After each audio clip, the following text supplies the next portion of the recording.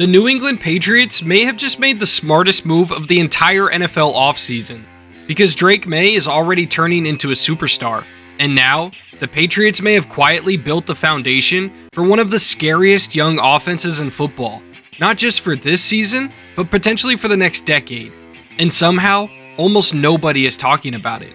Because while the rest of the NFL spent the offseason chasing flashy receivers, blockbuster trades, and headline-grabbing signings, the Patriots focused on one thing that completely destroyed their Super Bowl opportunity: protection.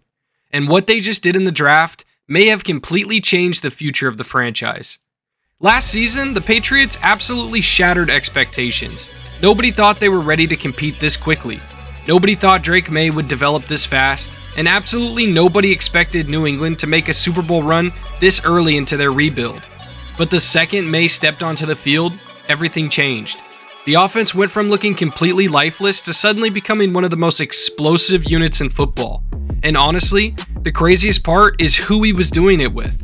Stefon Diggs, a couple years removed from his superstar prime, Hunter Henry and Austin Hooper are solid veterans, but they're not exactly the most dynamic tight end room in the league. The run game was effective, but nobody is calling this backfield elite either. And yet somehow, Drake Maye dragged this offense from bottom 5 in the league all the way into top 5 at just 23 years old. There's even a very real argument that he should have won MVP. He literally lost the award by 1 vote. That's how insane his season became. But once the playoffs started, the Patriots discovered a massive problem. Their offensive line simply could not hold up against elite defensive fronts. And unfortunately for them, the AFC playoffs were loaded with them. First came Jim Harbaugh's Chargers defense, an aggressive, physical unit that constantly pressured the quarterback and punished you over the middle of the field. The Chargers sacked Drake Maye 5 times in that game alone, and for the first time all season, the Patriots' offensive line started to look vulnerable. Will Campbell was battling injuries, the interior was struggling to communicate against pressure, and suddenly, Maye was spending way too much time escaping collapsing pockets. But they survived. Then came Houston, and honestly, this is where things started feeling dangerous. The Texans' defensive line absolutely destroyed the pocket all game long. Maye was sacked 5 times, he threw an interception, and he fumbled 4 times, losing 2 of them. And somehow, he still found enough winning plays to drag New England to the AFC Championship. That game honestly felt like watching a quarterback survive complete chaos in real time. Then came Denver in Mile High Stadium, another elite defense, another brutal pass rush, another 5 sacks. Even when Drake Maye didn't play his cleanest game, he avoided the catastrophic mistake, which was enough to survive in advance. But by this point, the warning signs were impossible to ignore, because now the Patriots had to face the Seattle Seahawks in the Super Bowl. And Seattle's defensive front completely overwhelmed them. 6 sacks, constant pressure, free rushers everywhere. The pocket collapsed almost instantly. And for 60 straight minutes, Drake Maye was running for his life. The Patriots failed to bring home the Lombardi, and honestly, a huge portion of the blame fell on the offensive line. Rookies Will Campbell and Jarrett Wilson, they looked overwhelmed against Seattle's defensive front. And no matter where Maye turned, there was a Seahawk directly in his face. And that is the moment that everything changed, because the Patriots front office realized something terrifying. They were 1 offensive line away from winning the Super Bowl. 1. So they went all in. The first move was stabilizing the right side of the line.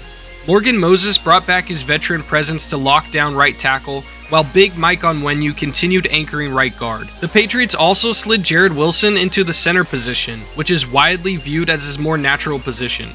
Immediately, the interior offensive line looked a little bit more stable, but there was still one massive question hanging over the entire unit. What exactly is Will Campbell? Is he truly a franchise left tackle, or is he actually better suited to play guard at the NFL level? Because coming out of LSU, Campbell was dominant, but scouts constantly questioned whether his arm length would eventually force him inside. And after some of the struggles late in the season, those questions only got louder. So the Patriots made another huge move. They signed Elijah Vera Tucker, and honestly, that signing completely flew under the radar. But when Vera Tucker is healthy, he's one of the better guards in football. He's powerful in the run game, reliable in pass protection, and he brings the kind of stability that offensive lines desperately need. The only problem he has is staying on the field. He's dealt with multiple major injuries, including 2 separate tricep tears and a torn Achilles. But when he actually plays, he completely changes offensive lines. And suddenly, New England's interior started to look dangerous. Vera Tucker, Jared Wilson, Big Mike Onwenu, that's a serious group. Most teams probably would have stopped there, but the Patriots didn't. Because then came the draft, and this is where things got really interesting.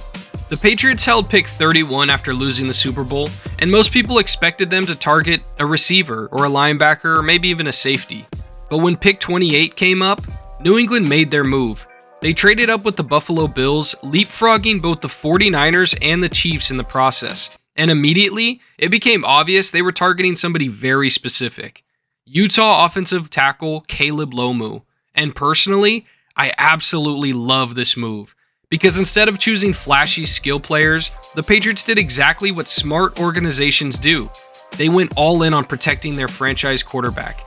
Enter Caleb Lomu. At 6'6", 313 pounds, with long arms and elite athleticism, Lomu entered the draft as one of the most physically gifted offensive tackles in the entire class.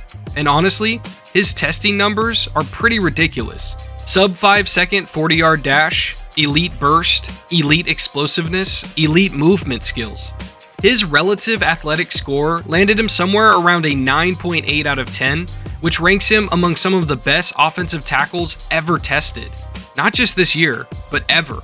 The craziest part is that his film might actually be even more impressive than his testing. His footwork is elite, his balance is elite, his mirror quickness and pass protection is exactly what you want protecting Drake Maye's blind side. And statistically, he backed it up. In 12 starts at left tackle for Utah, Caleb Lomu allowed 0 sacks. 0. It's absurd, especially at the college level. And honestly, I think the Patriots may have stolen him, because that's what's really fascinating here. Because now the Patriots have too many offensive linemen, which is a problem they haven't had in years. Remember, they already drafted Will Campbell 4th overall just 1 year ago.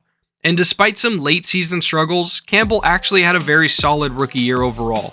He's nasty in the run game, extremely athletic, and he gets downhill incredibly fast. But the arm length questions still exist, which suddenly gives the Patriots options. And options are everything in the NFL. Because Morgan Moses is already 35 years old. He's still reliable, he's still solid, but he's clearly nearing the end of his career. So now the Patriots can start planning for the future instead of desperately trying to survive the present. The current offensive line will probably look something like Will Campbell, Vera Tucker, Wilson, Onwenu, and Morgan Moses. But long term, I could absolutely see this becoming Lomu, Vera Tucker, Wilson, Onwenu, and Campbell. And honestly, that sounds terrifying. Because suddenly Drake Maye isn't just talented anymore, now he's protected. And that changes everything. Because we already saw what Maye could do while he's running for his life behind a shaky offensive line. Imagine what happens once he actually has time. That's the scary part.